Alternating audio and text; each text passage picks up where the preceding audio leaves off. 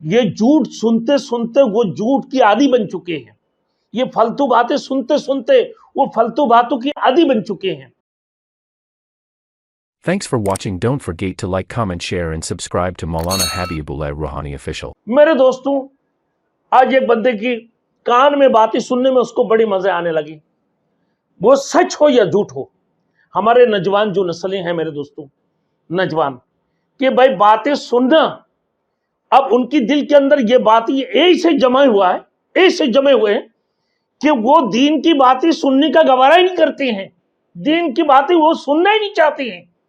دنیا میں وہ اتنی مگن ہو چکے ہیں کہ آج اگر کوئی لیڈر ان کی سامنے کوئی بات کرتے ہیں، وہ سچ ہو یا جھوٹ ہو، حقیقت ہو یا غیر حقیقت ہو، اس میں کوئی اصلیت ہو یا غیر اصلیت ہو، لیکن کسی قسم کی باتوں کی طرف غور کرتے ہی نہیں۔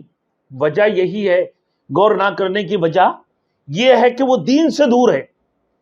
یہ جھوٹ سنتے سنتے وہ جھوٹ کی عادی بن چکے ہیں، یہ فالتو باتیں سنتے سنتے وہ فالتو باتوں کی عادی بن چکے ہیں، وہ فریب اور مکر والی باتیں سنتے سنتے وہ ایک قسم کی عادی بن چکے ہیں۔ وہ ڈرامہ دیکھ کر، اس ڈراموں کی باتیں سن کر وہ اسی طرف مائل ہو چکے ہیں، جس کی وجہ سے وہ آج دین سے دوری ہے۔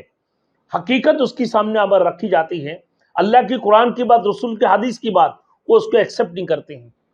ہاں، وہ کہہ دیتے ہیں کہ میں اصل میں یہ تو اللہ کی قرآن تو حقیقت ہے، رسول کی حدیث بھی برحق ہے، اور ہم اللہ کی رسول کی سنت کی، اللہ کی رسول کی امت ہیں، اور رسول مقبول صلی اللہ علیہ وسلم کے قول اور فعل کے اوپر عمل کرنے والوں میں سے ہوں، لیکن حقیقت میں کچھ